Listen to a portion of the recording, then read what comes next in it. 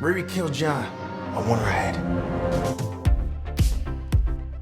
Hey, welcome back to ScreenCrush. I'm Ryan Airy, and this is all of the Easter eggs, references, and little things you might have missed in Ironheart episodes 4, 5, and 6. As always, we will be spoiler-free in each section, so if you only watched episode 4 or 5, then you can watch our video, then come back for the finale. And don't worry, everything is chapter marked below. Remember, ScreenCrush is on all of your favorite podcast platforms, and this week we are launching a new podcast, The Crossover Universe, where we actually sat down with Ironheart and Sinners producer Sev Ohanian to talk about this show, Sinners, and how the hell my name ended up in this series. So we open on a heist from a few years ago, really Parker's first heist, where we see that John was initially the ringleader who was pushing a very nervous Parker into committing a crime. This shows us why, years later, John was the only person in the gang who felt like he could speak truth to power and wasn't afraid of his cousin. Parker is living through a typical gangster storyline. In movies like Scarface or shows like The Sopranos, we see the gangster gather power through charm or brute force, and then slowly his paranoia leads him to losing friends, loved ones, and his organization falls apart. Now here, Parker kind of peaked with the tunnel heist, and without John to anchor him, the loudest voice in his head belongs to the hood.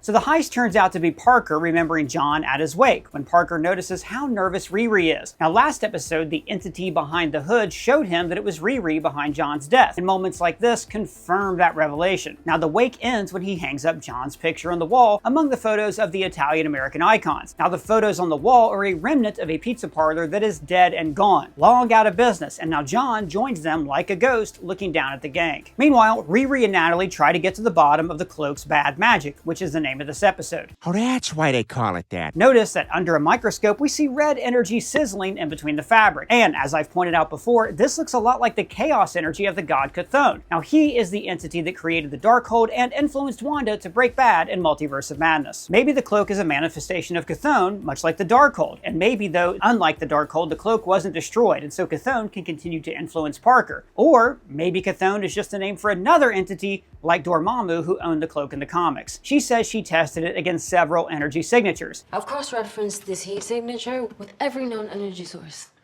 Wakandan, Kree, Stark, Pym. Now, Wakandan, Stark, and Pym are all pretty well-known technologies for her to compare it to. But the inclusion of the Kree is interesting. So the Kree are the intergalactic empire that we saw in Captain Marvel and the Marvels. But for the most part, their presence on Earth has remained a secret. So then how does she know about all that Kree energy signature stuff? Well, that's a good question. I think it's because in the movie Captain America the Winter Soldier, Black Widow uploaded all of S.H.I.E.L.D.'s secrets onto the internet. Done.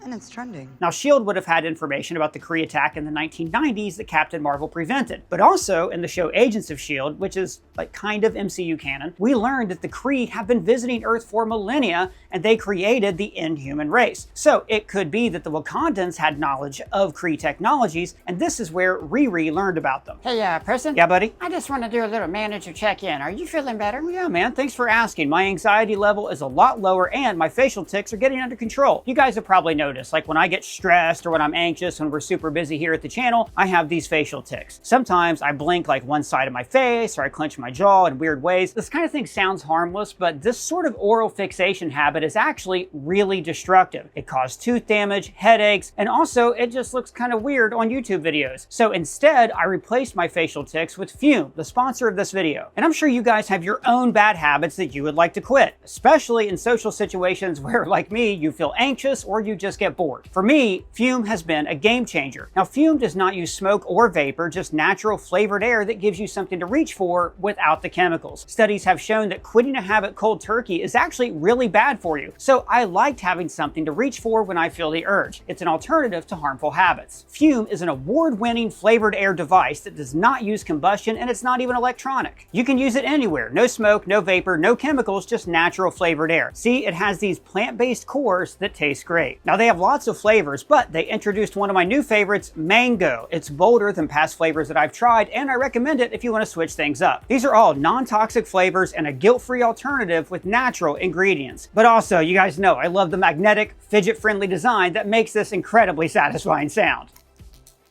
Guys, more than 500 100,000 people have already added fume to their daily routine, and I totally get why. It is simple, satisfying, and doesn't come with any of the downside of your old bad habits. So right now, if you order the Journey Pack using my code ScreenCrush, you will get a free fume topper. It's this little rubber piece at the end so you can chew on it. It's great for oral fixation anxiety. So if you've been thinking about changing your habits, this is the perfect first step. Go to tryfume.com/ScreenCrush or scan the QR code on screen right now to grab yours today. Now back to what I was saying. Riri says, energy doesn't just pop up out of nowhere. It defies laws in physics. Which reminded me of this. That thing does not obey the laws of physics at all. And when Natalie asks why Riri can't get help from Shuri in Wakanda, she replies, Oh, what have I been up to since causing an interspecies war on both land and sea? Now, that's the justification that Riri is giving, but of course the real reason is because I don't think she wants Shuri to see how bad she has messed everything up, because Shuri's opinion means so much to her. That, or if the Wakandans came into the show, they would fix everything really quickly and the show would be really boring. And then we learned that the biotech that Riri left behind was immediately traced back to Ezekiel Stane. He's been arrested for domestic terrorism, he's in jail, and his public image is tainted. Wow, the wheels of justice move swiftly in the MCU. They sure do. And we also learned that Obadiah Stane's crimes were never revealed to the public. You know there's a whole Reddit thread on Obadiah Stane sightings? Obadiah Stane is dead, bro. Now at the end of Iron Man, Coulson did reveal how they were going to cover Stane's death. He's on vacation. Small aircraft have such a poor safety record. But it's interesting that Ezekiel knew exactly how his father died. He went full supervillain. His suit a lot like yours. And they also mentioned that they never did recover his body. Allegedly, no body. Yeah, well, that's because it was all engulfed in flames. Now, a few episodes ago, we did see Obadiah's ashes, but there is still an open door that he is still alive. Now, we had a theory a while back that Obadiah Stane was secretly a Hydra agent based on this line. Weapons that will help steer the world back on course. Put the balance of power in our hands. Like, whose hands were he talking about? The hands of Hydra. And maybe instead of S.H.I.E.L.D. faking a plane crash, Hydra agents actually took his body where he wasn't quite dead and are squirreled him away and he's keeping him in safety. Now, the theme of this episode is guilt, and Parker expresses the theme best to Riri. Poor guy's probably gonna rot in jail for our crimes. He voices all of the reasons she is ashamed of herself following the death of John last episode. Now, both people in this room know the truth, and they know that the other person knows, but they're both keeping it a secret for now. Just like Riri is avoiding the truth by shutting out her mom and Xavier. Instead, she tries to shield them from the truth by giving them force-field wristwatches that she designed for this student back in episode 1. Then she seeks validation from Xavier. So do you think I'm a good person? And he gives an honest answer about how we perceive one another. Good, bad, words don't really mean anything. It's all depending on who's labeling you. He compares her to Ambassador Spock from Star Trek. Now, Spock was half Vulcan, and the Vulcan society is built on compartmentalizing your emotions and ruling your life with logic, which is how Riri operates. She refuses to confront her grief and loss, and instead tries to create reason for everything. She lost her loved ones through a drive-by shooting, so now she has to make sure that EMTs can always respond faster by making a suit. But then she says, I always think of myself as a Uhura. and this is a really sweet nod to the late great Nichelle Nichols, who originated the role of Commander Uhura, communications officer of the Enterprise. Now, Nichols was a pioneer for black women on television. Unlike a lot of shows at the time, she was not a housekeeper or comic relief or a nanny. She was equal to all of the white men on the show and gave us TV's first interracial kiss. But Xavier is right. Riri is like way more of a Spock than an Uhura, so she acknowledges him with a Vulcan salute. Later, she is sleeping in her armor. Now, this is a defense mechanism against Parker, but it's also probably the only way she can sleep. And here we see yet another parallel with Tony Stark. After the Battle of New York, Tony's shell shock meant that he couldn't sleep, and instead he tinkered. But his armor was set to sentry mode, in effect meaning that Tony could not rest without his armor protecting him. And like Tony, Riri's sleeping armor almost hurts the people she loves. Power down! What's wrong? You tell me. Afterwards, her mom says, Girl, you just busted down my dough like the Kool-Aid man. and I personally am very excited for the upcoming Kool-Aid movie. And did this whole scene at the candy shop remind anybody else of the Wizards of Waverly Place? They're about a mother and daughter running a front that secretly hides a magic lair, and the dad also gave up magic to raise their daughter, although I guess this was also inspired by Samantha in Bewitched, who left the magical world to marry Darren. Her mom agrees to help her by bringing her to Mrs. Stanton, who we met in episode 1, and they pass by Stan's Donuts, maybe a nod to Iron Man co-creator Stan Lee. And then we meet a Marvel character we're probably going to be seeing a lot more of, Zelma Stanton. Now in the comics, Zelma first sought out Dr. Strange's help when she was infested with brain maggots, and there's a nod to that here. Once they get in your brain, they're kind of hard to get out. But later, she became Strange's librarian and a key member of the Strange Academy. That's the magical school that he founds in the comics. And according to rumors, Disney is actively developing a Strange Academy series for Disney+. Very exciting. She says they are in The western cortex of Neverish. And this is where the Strange Academy is located in the comics, first appearing in Strange Academy issue 1 by Scotty Young and Humberto Ramos. They examine the cloak and determine that it is from another realm. And this is where we're like very slightly dipping our toes into the multiverse saga. The multiverse doesn't just encompass other universes, but also other dimensions. The Ancient One mentions it twice in Doctor Strange. Who are you in this vast multiverse? Drawn from other dimensions of the multiverse? So, the realm of Dormammu is part of the multiverse, and this cloak also came from another part of the multiverse. Now, I've always thought, for instance, that weird hand dimension in Doctor Strange could be Hell, and that dimension also part of the multiverse. And then it was revealed that Madeline was a student at Karmartage, the Nepal retreat that we saw in the Doctor Strange films where sorcerers train, but she left the order to raise her daughter. And then she name-checks Doctor Strange. Y'all ever heard of Doctor Strange? That's interesting that Doctor Strange is super famous, but Wong, who is the actual Sorcerer Supreme, is not famous. But then again, Doctor Strange did fight an eyeball monster in broad daylight in the village, and he saved the universe while Wong was spending the entire time watching The Sopranos. We're really in an era of peak TV. And when Madeline reads the tea leaves, her reaction, Oh, no. Everybody up. Reminded me of this Eddie Murphy joke about entering a haunted house. We ain't got nothing to wear. I really love them. This is really nice. Get out. Too bad we can't stay, baby. And that joke inspired the movie Get Out. Hey, that's right, high five.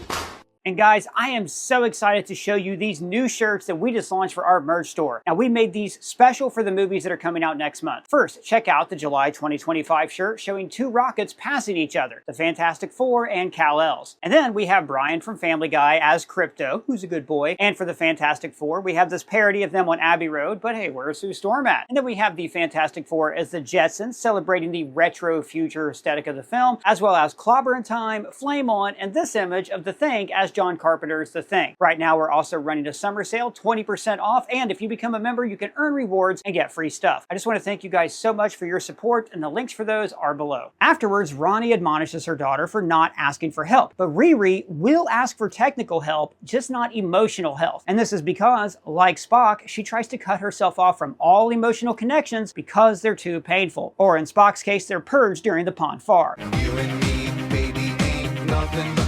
Parker recruits Stain to be their new tech guy, quickly giving him all of the bionic implants that he designed, just like the ones he has in the comics. And while Stain is rising, Riri is falling. She can't figure out how to destroy the cloak, and she has to accept that there are some things that for her will just remain unknowable, like Madeline said. Making the unknown known is the greatest magic. Now, when she flies away, I love this shot of the South Side. It's all dark with the skyline of Chicago in the distance. It is a great way to show that people like her are locked out of this system of prosperity, and she felt like she had to turn to crime to get ahead. I also want to shout out the symbolism of these panic attacks. Like, panic attacks manifest in many different ways for different people, and for her, they come as a shortness of breath.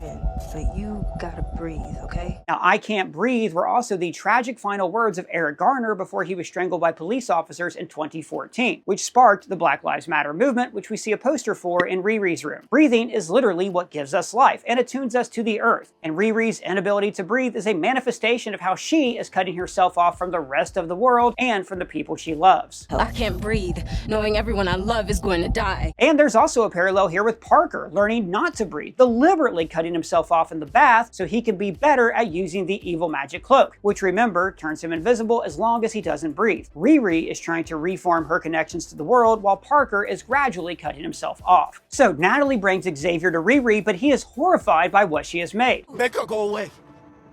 Delete. Now, like we talked about in our last video, bringing your loved ones back with AI is actually a whole ethical debate happening right now. But in the case of this show, creating a fake Natalie is a way for Riri to avoid dealing with her grief and to not accept that she has to move on. Meanwhile, the gang is giving Stain his implants, and I like the small detail that Slug recognized the code for Madripoor. I haven't seen code this intricate since Madripoor. Madripoor is of course where Slug is from, and it's the Anything Goes Lawless Nation where, oh, I can't watch this clip enough, Baron Zemo did this. And then they drill into Zeke's brain, but without strapping down his head. That's a really good way to end up with your face looking like Dr. Doom. And before we go into episode 5, let's talk about some of the Easter eggs that we missed in episodes 1 through 3. Some of these came from our staff, some from the comments, or from our free to join Discord server. Links are below. Mosaic210 on our Discord said, so in the opening sequence when Riri is locked out of her suit, I took it as a mirror of when Tony lost control of his first suit and landed in the sand, only this time she landed on concrete. The difference is that Tony was missing, and because of his status, he was given a ride to wherever he wanted, whereas Riri had to walk all the way back home and even pay $20 to have a kid lug parts of her suit. I love those parallels. And Scarlet Rhodey called me out on a couple of mistakes. The obsession of talking about the Tony Stark AI but never mentioning that Natalie is comic accurate. And you're right, I forgot that she also made Natalie in the comics as well. Also, she does not live on Ironheart Avenue. That's clearly how the show titles work. Literally, it was mentioned in the episode 1 part of the video. You know what? I did wonder why they didn't have the title card in that episode, and now I know why. Thank you so much. And Will Terry said, I guess the ScreenCrush crew didn't grow up watching Sister Sister. In episode 2 of Ironheart, Riri says, Go home, Roger. Go home, Roger is a catchphrase from Sister Sister because Roger was their annoying friend who was always at their house. Roger, go home. Actually, I did watch Sister Sister when it was on ABC, but then they moved it to the WB and I didn't get that channel on like our cable package. So I just forgot that was a thing. Sister, sister, never knew how much I missed you. And Elias, one of our interns, pointed out a few cool details we missed the first time. Notice the Coqui frog on Parker's stomach tattoo. Now this is the Puerto Rican frog that we heard about in Daredevil Born Again. Doesn't croak, it sings its name. And we also see Taino petroglyph tattoos, like the writings carved into the rocks by the natives on the island. And now, let's move on to episode 5. We begin with Natalie on the roof of the Science Museum trying to recreate the smile and appearance of the real Natalie. Period. Period. Okay, what about you? What do you want? Now, like I said, this is the Chicago Science Museum, which I think is the same place where Riri and Natalie recorded the selfie that opened up the show. This opening is heartbreaking because in many ways, Natalie is like a little kid. She doesn't fully understand the world around her, and all she can do is copy Riri's memories or videos of the original Natalie. And it's fitting that this moment of emotional vulnerability makes her vulnerable to physical attack, and the gang captures her. Zelma talks Riri through a suspect for the true owner of the cape. In the comics, it was owned by Dormammu, the giant sky head that we see in Doctor Strange. We see a comic-accurate drawing of his head and sketches of Caecilius, the villain from Doctor Strange that she mentions here. There was this rogue sorcerer named Caecilius, and he used to stand Dormammu in his dark magic. And notice they are eating at White Castle. Now normally I like to call out blatant product placement in superhero canon, like the cigarette truck in Superman 2, the IHOP in Man of Steel, or the McDonald's in Loki. But genuinely, there is no better place for the two of them to eat. I love White Castle. Just thinking about those tender little White Castle burgers. Zelma demonstrates a little bit of close-up magic, like the greatest sorcerer in the MCU, Scott Lang. Close-up magic.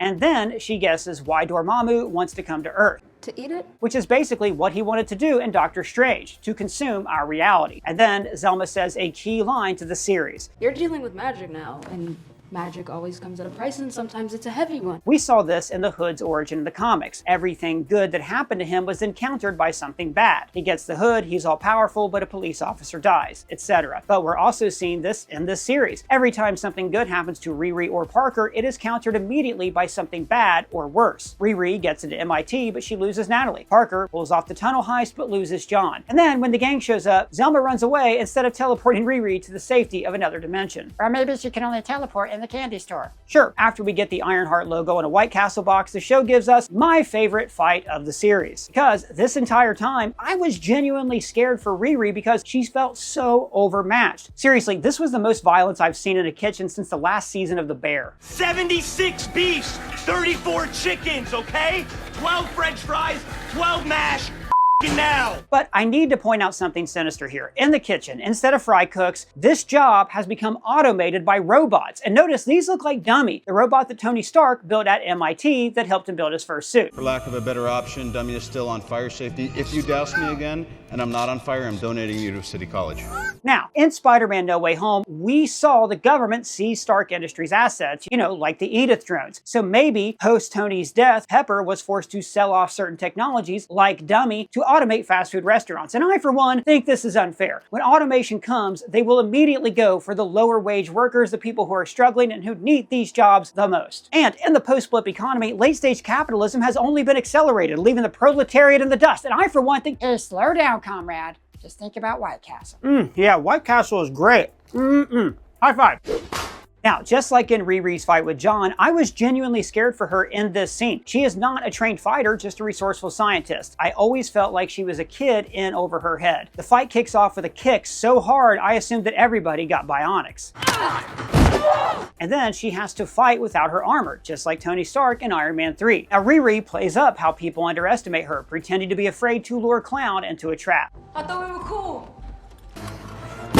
Is this thing on? I'm actually surprised she didn't reprogram the kitchen robots before reuniting with Natalie outside. That would have been a really cool detail. And when Riri punches the truck, it's a scene straight out of her first mission in the comics. Now, when her suit is hit by lightning, it seems like an act of God, until we get the full villain reveal of, Ezekiel Stane. And just like in the comics, he has bionic updates. And notice how, even after the White Castle sign is crushed, there's still a delicious White Castle mural across the street. Tasty White Castle.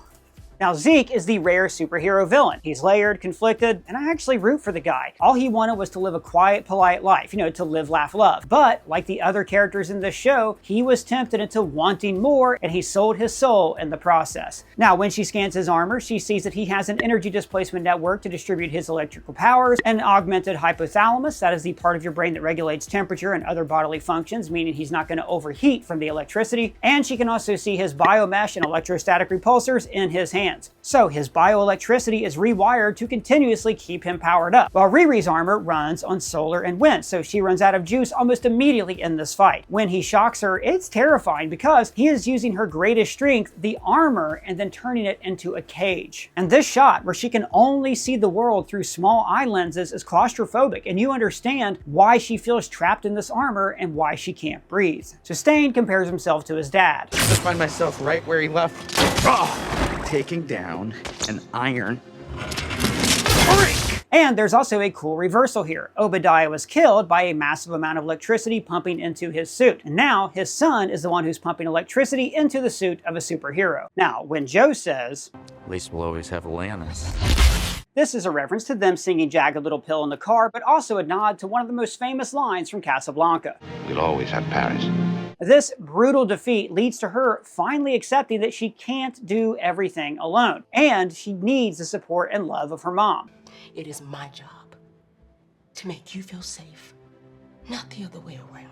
It's a great scene that also echoes the comics, where Ronnie is always a constant that Riri can rely on. And it's also, finally, a watershed moment for her grieving process, because accepting support is a key component of overcoming trauma. If you've ever lost somebody close to you, then Riri's struggle really resonates. So, they go back to her roots. She returns to the garage using Gary's Barracuda for parts. Except now, she has the help of her loved ones. And this is similar to Tony Stark, who had to admit that he needed help of someone else, Jensen, to escape the cave. But here, Riri's cave is more metaphorical. She is trapped inside of her trauma and needs her family to help get her out. Now notice that when Riri goes back to Gary's shop, the only letters glowing are RY, because this is no longer Gary's garage, but Riri's. At the garage, we hear, This place took so much from us.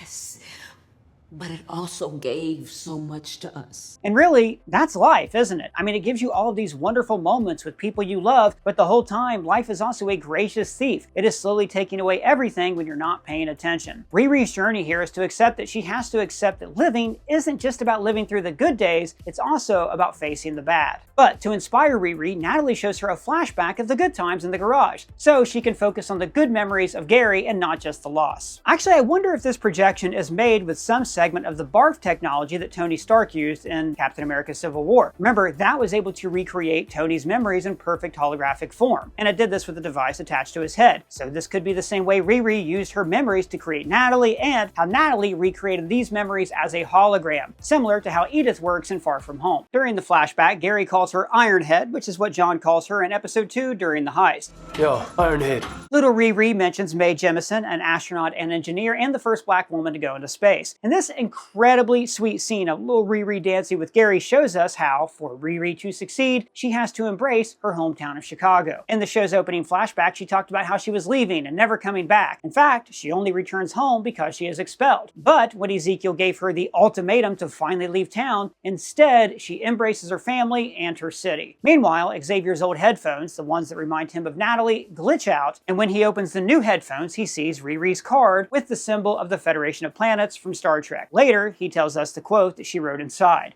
My friend, I can only say this. Of all the souls I've encountered on my travels, hers was the most human. Now that is, of course, taken from Kirk's eulogy for Spock in Star Trek II: The Wrath of Khan. Of all the souls I have encountered in my travels, his was the most human.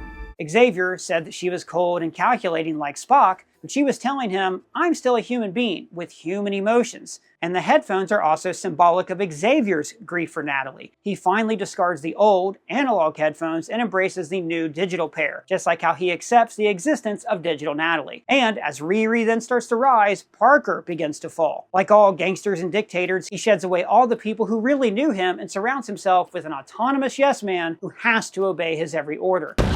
I'm sorry. He takes control of Zeke's bionics, and this is Zeke's own devil's bargain. Parker promised to get him out of jail, but in exchange, he turns Zeke's body into a jail. And then we find out that Parker, this entire time, was just motivated by his dad being a giant asshole. For one, this is in contrast with Riri, whose family is loving and supporting. And also, Parker's dad has appeared since episode 1 when he showed up in this banner in the background. He calls Parker, "You're a small-time crook," which pushes all of his buttons at once. He kept promising the gang over and over that they would no longer feel small. When his dad kicked him out at the age of 12, this stunted Parker's emotional growth, and now he will always be that 12-year-old kid. And he once again forces someone to sign a contract so he can take what he wants. And as he sits on his new throne, the demonic scarring starts to overtake his face, symbolic of how it is obscuring his identity and how the entity is taking control. Meanwhile, the montage to build Riri's new armor is coming along great. The painting that Zelma is drawing on the ceiling is actually the same carving from The Hood issue 1 when he steals the cloak. We see Riri testing her new gauntlet's repulsor rays, a lot like Tony Stark did for his Mark II armor in Iron Man. And also, Tony and Riri had to go on an emotional journey to accept that they needed help from others. And the new armor looks awesome. It's almost worth tearing apart that sweet, sweet car. Zelma reminds her, Remember, magic is a mutual exchange. There's always a cost. And there's a big hint that there are dark forces at play here when she uses this red magical energy. Remember, the energy we saw from the witches and Agatha all along varied in colors, but only Wanda's magic was red, symbolic of the chaos magic of the evil entity Chthon. And this new power, like life, is a gracious thief, taking away Natalie and reminding Riri of her trauma all over again. Now, this magic stole Natalie for a specific reason that we're going to talk about in our episode 6 breakdown. Alright, huge spoilers for episode 6. You have been warned. I warned you. Finally, we can talk about it. Sacha Baron Cohen is Mephisto. Hell yeah! Very nice. Now, the news did leak like a while ago, which is a bummer because it would have been such a cool surprise. When we talked to Ironheart producer Sev Ohanian for our podcast, he told us how they tried to keep this a secret. And by the way, that full episode of the ScreenCrush Crossover Universe podcast will be online soon, so subscribe to us on all your favorite podcast platforms so you can hear the whole interview. Sev also produced Sinners, Space Jam 2, Missing Searching, and we had a great talk about how in the hell my name ever ended up in the show, and exactly who my character is in the MCU. Did my character blip? Would Ryan area of blip? We're going to have the audio from that interview uploaded first on our podcast platforms before you can listen to it on YouTube. Hey, so who is Mephisto anyways? All right, so Mephisto is basically Marvel's version of the devil. He's a major villain for Doctor Strange, Silver Surfer, and actually Doctor Doom. He made a bargain with Doom's mother, and Doom scarred his face building a machine trying to get his mom free from hell. So in the comics, Mephisto has also made deals with Spider-Man when he resurrected Aunt May in exchange for Peter Parker's marriage. And he's also tempted basically every Marvel hero at some point, even bringing Iron Man homebrew in a cave a million years in the past. And we also brought up Mephisto when we were speculating about the big bad of WandaVision. In fact, some YouTubers really latched on to this idea that Mephisto could be behind everything. Although my money was always on the Chaos God Chthon, who was the big bad of Multiverse of Madness. Although, I am starting to think that maybe Chthon and Mephisto were the same god using different names. And of course, we also heard him finally name-checked here in Agatha all along. Somehow Palpatine returned. Sorry, I meant here. Or an agent of Mephisto. So we find out that Parker met Old Scratch the night that he first broke the law and tried to take his inheritance from his dad. So this showed Mephisto Parker's true ambition and how he could be manipulated. So he takes him to a family restaurant so he can pretend to be the father figure that Parker always wanted. And notice these pictures on the wall behind them. Now, of course, the Russo brothers are Italian Americans, and if you look closely at this picture, you will see that's your mom. And I should also note that this fatherly attention is also how gangsters and terrorists often recruit people. They find young men looking for a strong authority figure and manipulate them into joining their cause. He says, like a modern-day Shakespeare, he was also a twat. Which implies that the Bard also made a bargain with the devil to earn himself universal worldwide acclaim. And the price that Shakespeare would have paid was the death of his son Hamnet, who died at the age of 14. Now you probably noticed that Mephisto changes accents, and this is because he is able to appeal to anyone. Where'd you get an accent? Similar to how Remick spoke Chinese to Grace in Ryan Coogler's Sinners. Now, at the end of episode 6, when Riri meets with Mephisto, it plays out like the sunken place scene and Get Out. Mephisto stirs his drink and clinks the side of it in the same way as Miss Armitage. Now, sometimes that means that. And in both instances, the villain of the scene is manipulating the protagonist, luring them into a false sense of security by helping them confront a traumatic death that they have left undealt with, when in reality, this hypnosis trick is all part of a larger, more sinister plot. Now, they have been hinting at the Mephisto reveal all season long, not just with like the scenes where the cloak whispers to Parker, but notice the show has this emphasis on contracts, on deals, and handshakes. All along the way, the characters all fall into some kind of temptation and then choose to break a rule to get ahead.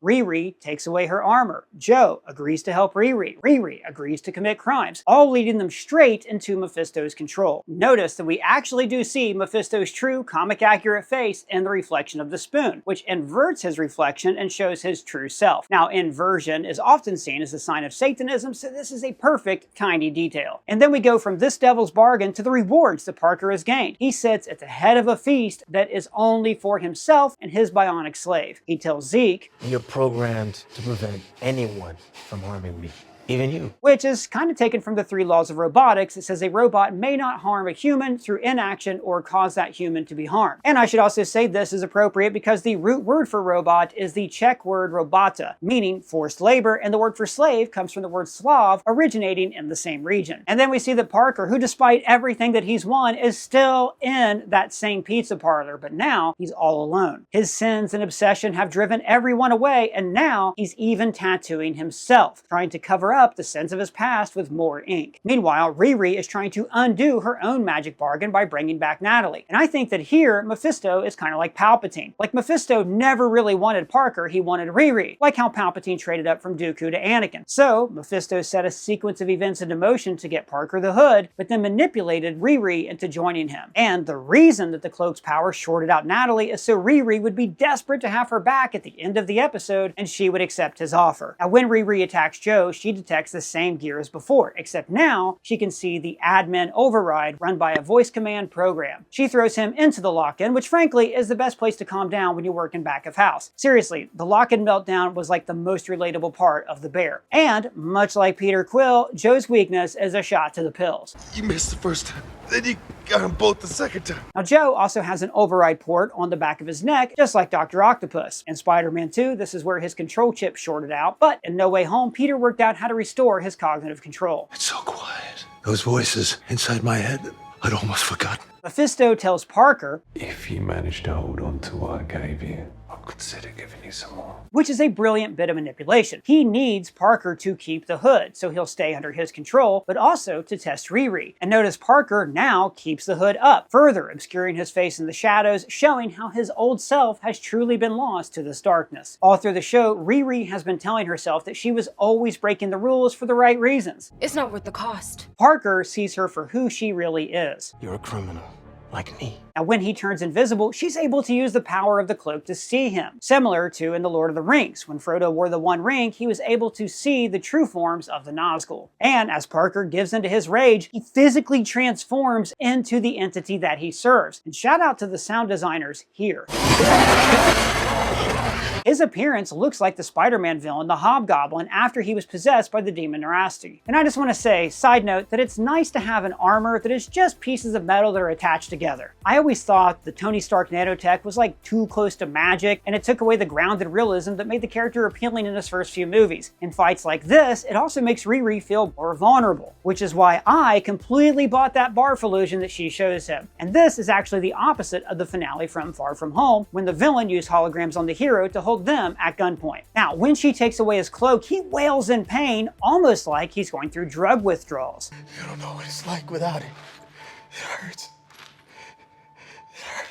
After all, the power of the cloak is like an addiction, and like drug abuse, it pulls you further from your loved ones and into the allure of the comfort that it offers. And downstairs, Mephisto is waiting for her in the same booth. Now, earlier, he and Parker ate pizza cut into squares, Chicago style, but now the pizza is cut into triangles, New York style. It is a subtle way to show that Mephisto is slowly leading her away from her home and from the people she loves. He runs through the list of people that he's worked with. For example, out of the Forbes 100 richest list, I've made a deal with 100 of them, plus 14 kings, 3 popes. And this did make me wonder, who else in the MCU has made a deal with Mephisto? We actually have a video coming out tomorrow that's about exactly that, so subscribe so you don't miss it. And then he admits that he made a deal with Ringo from the Beatles, implying that Ringo was never good enough to be in the band. I mean, that's ridiculous. He was 10 times the drummer as Pete Best. I know, and the dude was in a band with 3 once-in-a-generation songwriters. It is not fair to compare them. I love Octopus's Garden. Yeah, it's okay. And then I loved his reaction when he heard the name Dormammu. You know, the guy who almost ate our reality. That ugly pillock isn't fit to clean my glorious soul. This establishes that Mephisto is a way bigger threat, and honestly, Baron Cohen is so perfect in this part. I really want to see him return as a villain in a future movie. Maybe Doctor Strange 3, or The Champions, or an Ironheart film. This guy has the chops to be the big bad of an entire phase. And honestly, I've never been a huge Mephisto fan in the comics. He's kind of a one-note villain, but Sacha Baron Cohen makes him so much more interesting and charming than the demonic figure that we normally see in the comics. He says that he wants to help the unseen, the unheard. And this is what really gets her on his side. All through the series, Riri keeps telling us and showing others that she doesn't want to feel small or to be ignored, so he knows how to say exactly what she wants to hear. During the conversation, we keep cutting to Riri's fantasy, which we think is her imagining what it would be like to have Natalie back. Notice also that in the future here, Riri has comic-accurate hair with an afro. And we keep cutting back to her listening to Mephisto talk. And I fully expected this cutaway to end with Natalie turning into a monster or telling Riri that she can't take the deal. I expected Riri to finally learn to say goodbye to her friend and to come full circle and reject the devil. But then honestly, what the f, man? I was shocked by this ending. The way they cut away, like right before she takes his hand, makes you think that she rejects the offer. But then we see that little bit of a scaly vein under her shirt. Like, I'm sure we'll do a video about what's next, and frankly, they can go anywhere with this. Riri could join the Young Avengers team, the Champions, which of course has Billy Maximoff, who's also a sorcerer. She could also appear in Black Panther 3, which could also be more attuned to the spiritual plane of Bast. Or she could be in Doctor Strange 3, or even a second season of her own show. Or she could appear in the spin-off series teased in the mid-credits scene. So Parker, now powerless, finds Zelma. I'm guessing that without Mephisto's support, he lost his fortune and everything he gained. Notice Zelma is wearing a Bronx hat, a nod to her home neighborhood in the comics. And he tells her, I need some heavy-duty magic. Which is setting up the spin-off series Strange Academy, the school for young magicians that Strange establishes in the comics. Full disclosure, I've not read that comic, but I'm looking forward to it. Leaker Daniel RPK has said that a Strange Academy show is in full development, hopefully with these two as members. So what do you guys think about the show? What do you want to see happen with Riri next? Where do you think this is going to be resolved? Let me know your thoughts down in the comments below, or you can at me on Twitter, Blue Sky Threads, or on our free-to-join Discord server. And if it's your first time here, please subscribe, smash that bell for alerts. For ScreenCrush, I'm Ryan Airy.